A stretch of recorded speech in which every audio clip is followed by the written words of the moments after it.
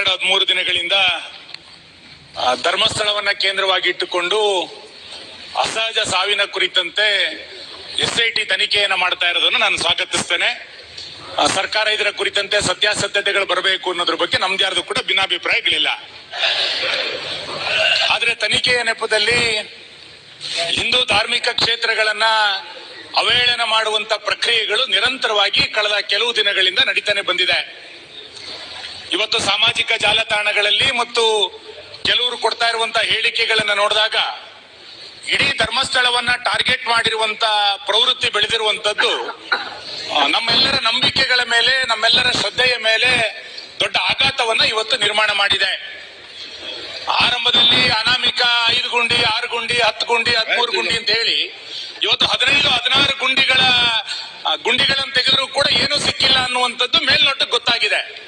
ಹಾಗಾಗಿ ರಾಜ್ಯ ಸರ್ಕಾರಕ್ಕೆ ನಾನು ನಿಮ್ಮ ಮುಖಾಂತರ ಆಗ್ರಹವನ್ನು ಮಾಡುವಂಥದ್ದು, ರಾಜ್ಯದಲ್ಲಿರುವಂತಹ ಊಹಾಪೋಹಗಳಿಗೆ ನೀವು ತೆರೆ ಎಳಿಬೇಕು. SITಯ ತನಿಖೆ ಯಾವ ಹಂತಕ್ಕೆ ತಲುಪಿದೆ, ತನಿಖೆ ಇನ್ಯಾವುದೋ ದಿಕ್ಕಿನ ಕಡೆಗೆ ಹೋಗೋದಕ್ಕಿಂತ ಮುಂಚೆ ಇನ್ಯಾರೋ ಬಂದು ಹೇಳ್ತಾರೆ ಎನ್ನುವ ಕಾರಣಕ್ಕೆ ಎಷ್ಟು ಗುಂಡಿಗಳನ್ನು ಕೂಡ ತೆಗಿಲಿಕ್ಕಾಗಲ್ಲ. ಹಾಗಾಗಿ ಧಾರ್ಮಿಕ ನಂಬಿಕೆಯ ಮೇಲೆ ಯಾರು ಅಪಪ್ರಚಾರಗಳನ್ನು ಮಾಡ್ತಾ ಇದ್ದಾರೆ ಅಂತವ್ರ ಮೇಲೆ ಕ್ರಮವನ್ನ ಕೈಗೊಳ್ಳಬೇಕು.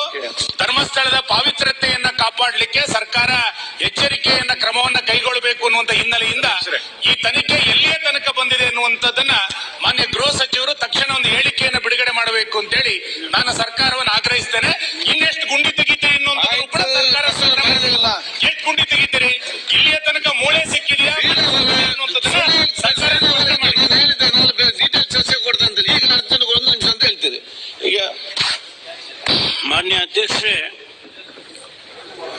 ಮಾನ್ಯ ಸುನೀಲ್ ಕುಮಾರ್ ಬಹಳ ಪ್ರಾಮುಖ್ಯವಾದಂತ ಮತ್ತು ಗಂಭೀರವಾದಂತ ಪ್ರಶ್ನೆಯನ್ನ ಇವತ್ತು ಶೂನ್ಯ ವೇಳೆಯಲ್ಲಿ ಎತ್ತಿದ್ದಾರೆ.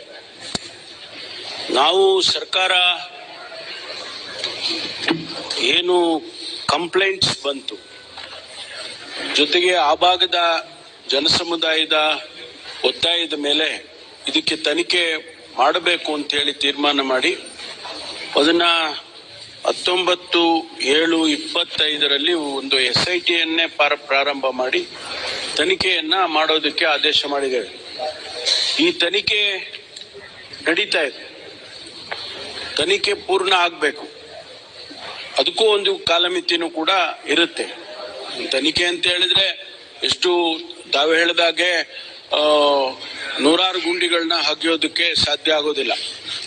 ಆದ್ರೆ ಒಂದು ಹಂತಕ್ಕೆ ತಲುಪಿದ ಮೇಲೆ ಖಂಡಿತವಾಗಿ SITನವರು ವರದಿಯನ್ನು ಕೊಡ್ತಾರೆ. ಆ ವರದಿ ಬಂದ ಮೇಲೆ ನಾನು ಹೆಚ್ಚಿನ ಮಾಹಿತಿಯೊಂದಿಗೆ ಉತ್ತರವನ್ನ ಕೊಡಬಹುದು.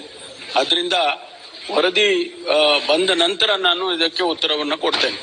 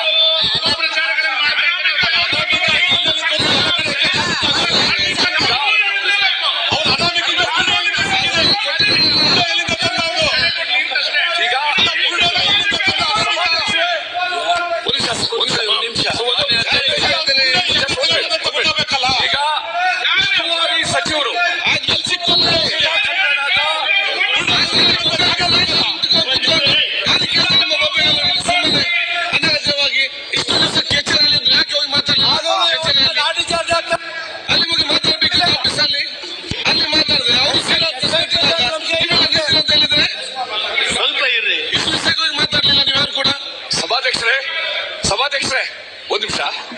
ದಕ್ಷಿಣ ಕನ್ನಡ ಉಸ್ತುವಾರಿ ಸಚಿವರು ಮತ್ತೆ ಆರೋಗ್ಯ ಸಚಿವರಾದ ಶ್ರೀ ದಿನೇಶ್ ಗುಂಡೂರಾವ್ ಅವರು ಒಂದು ಹೇಳಿಕೆ ಮಾಡಿದ್ರು.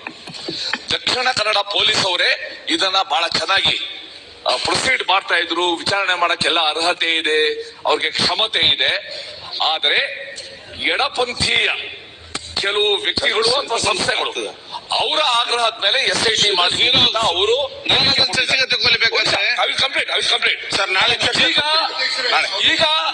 ನಾಳೆ ಇವತ್ತು ಬೇಡ ವಿಶ್ವಾಸ ನೀವರ ಸೀನಿಯರ್ ಮೆಂಬರ್, ನಾಳೆ ಚರ್ಚೆ ಸೀನಿಯರ್, ಇದು ಅಗತ್ಯದ ವಿಚಾರ.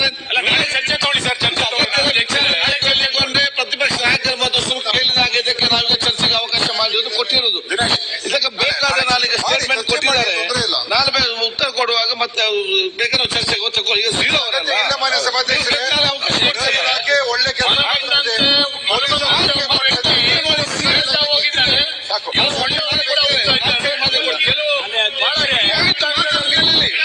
ಸಮಯ ಕೊಡ್ತಾ ಇದ್ದಾರೆ. ಎಡಪಂಥೀಯರು ಪಶ್ಚಿಮ ಘಟ್ಟದಲ್ಲಿ ನಕ್ಸಲೈಟ್ ತಂದು ಇವತ್ತು ಅದನ್ನ ಅನುಭವಿಸಿದ್ದೇವೆ ನಾವು. ಚರ್ಚೆ ಮಾಡ್ತೀವಿ.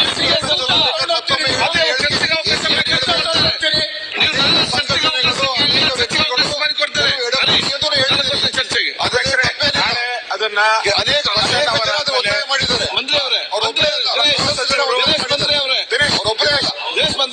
ನಾವು ನಿಷ್ಪಕ್ಷಪಾತವಾಗಿದ್ದೇವೆ. ನಾವು ಯಾರ ಪರನೂ ಇಲ್ಲ, ಎಡನೂ ಇಲ್ಲ, ಫಲನೂ ಇಲ್ಲ. ನಾವು ಎಲ್ಲರೂ ಬೇಕು ನಮಗೆ. ನಾವು ಯಾರ ಪರ ಮುಚ್ಚಾಕುವಂತ ಪ್ರಶ್ನೆ ಇಲ್ಲ. ಸತ್ಯಾಂಶ ಹೊರಗೆ ಬರ್ಬೇಕಷ್ಟೇ. ಅಷ್ಟೇ, ಸತ್ಯಾಂಶ ಹೊರಗೆ ಬರ್ಬೇಕು. ನಾವು ಅವ್ರ ಪರ ಇವ್ರ ಪರ ಅಲ್ಲ, ನ್ಯಾಯದ ಪರ, ಸತ್ಯದ ಪರ ಅಷ್ಟೇ ನಾವು. ಸನ್ಮಾನ್ಯ ಅಧ್ಯಕ್ಷರೇ, ಗೃಹ ಸಚಿವರು ನಾಳೆ ಸ್ಟೇಟ್ಮೆಂಟ್ ಮಾಡ್ಲಿ. ನಾಳೆ ಕ್ವಶನ್ ಅವರ ಮೇಲೆ ಚರ್ಚೆ ಮಾಡಿದ್ರೆ ಒಳ್ಳೇದು ಅಂತ ಎಲ್ಲರೂ ಅದಕ್ಕೆ ಒಪ್ಪಿದ್ದಾರೆ. ಸ್ಟೇಟ್ಮೆಂಟ್ ಮಾಡೋದೇನಿಲ್ಲ ಮಾನ್ಯ ಅಧ್ಯಕ್ಷ. ನಾಳೆನೇ ಹೇಳಿ, ನಾಳೆ ಚರ್ಚೆ. SIT ವರದಿ ಬರೋವರೆಗೂ ಅಧ್ಯಕ್ಷ ಚರ್ಚೆ ಮಾಡಬಹುದು. ನಾವು ಮಧ್ಯಂತರ ವರದಿ ತಗೊಳ್ಳಿ. ಏನ್ ಮಾಡಿದ್ರಿ? 12 ದಿನ ಎಷ್ಟು ಗುಂಡಿ ಆಗಿದ್ರಿ ಸರ್? ಎಷ್ಟು ಗುಂಡಿ ಆಗಿದ್ರಿ?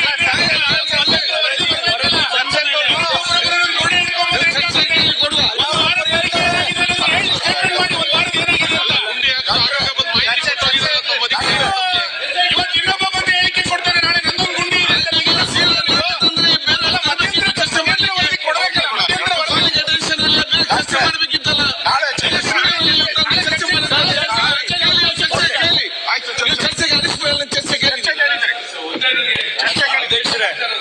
ಅಧ್ಯಕ್ಷರೇ, ನೀವು ನನಗೆ ಮಾತಾಡಿ. 8 hours SIT ಅವ್ರ ಜೊತೆ ಇರ್ತಾನೆ. ಇನ್ ಮಿಕ್ಕಿದ ಟೈಮ್ ಎಲ್ಲಿರ್ತಾನೆ ಅಂತ ಗೊತ್ತಿಲ್ಲ. ಅವ್ನು ಪ್ರತಿ ದಿವಸ ಹೊಸ ತಗೊಂಡ್ಬರ್ತಾನೆ. Who is directing? ಅಧ್ಯಕ್ಷರೇ, ಇದು ಪ್ರಶ್ನೆ. Should not become A command performance. ಪ್ರತಿಪಕ್ಷ ನಾಯಕರು should not become A command performance. ಆಮೇಲೆ ಯಾವ ಡೈರೆಕ್ಷನ್ ಆಗ್ತಾ ಇದೆ? ಆಮೇಲೆ ಒಂದು ವಾರ ಮುಗಿದ್ರೆ ತೇಜವಾದ ಮಾಡಿ ಆಮೇಲೆ ಒಂದು ಮೆಂಟಲ್ ಅಷ್ಟೇ. ಯಾವ ರೀತಿ ಅಷ್ಟೇ ಮುಗಿತು. ಅವ್ರು ಹೇಳುವ ಹೊಸ ಎಲ್ಲ ಚರ್ಚೆಗೆ ಅವಕಾಶ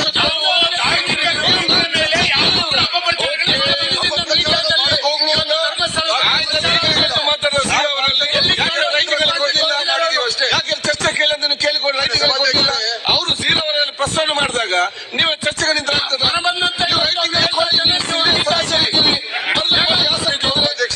ಒಂದು ಅಲ್ಲಿ ಹೋಗಿ ಮಾತಾಡುದಿಲ್ಲ, ಬರ್ದು ಕೊಡುದಿಲ್ಲ. ಇಲ್ಲಿ ಝೀರೋ ಪ್ರಸ್ತಾವ ನೀವೆಲ್ಲರೂ ಕರೆದು ಮಾತಾಡಿದ್ರೆ ಈ ಝೀರೋ ಚರ್ಚೆ ಏನಂತ ಇದು? ಪ್ರತಿಪಕ್ಷ ನಾಯಕರು ಶಿಕ್ಷಣ ಕನ್ವರ್ಟ್ ಮಾಡಿದ್ದೇವೆ. ಚರ್ಚೆ ಮಾಡಿ ಅವಕಾಶ ಕೊಡಿ. ಕೋರ್ಟ್ ಬಾಧಿತ ಆಗದ ರೀತಿ ಚರ್ಚೆ ಮಾಡಿ ಅವಕಾಶ ಕೊಟ್ಟಿದ್ದೇನೆ. ಅದಕ್ಕಿಂತ ಮುಂಚೆ ಒಂದು ಚುನಾವಣಾ ಪ್ರಸ್ತಾವ ಇದೆ, ಅದು 1 ನಿಮಿಷ ಮಾಡಿ ಮುಗಿಸ್ತೇನೆ. ಅಲ್ಲ ಅಧ್ಯಕ್ಷ, ಸಚಿವರು ನಾಳೆ ಇದ್ರ ಬಗ್ಗೆ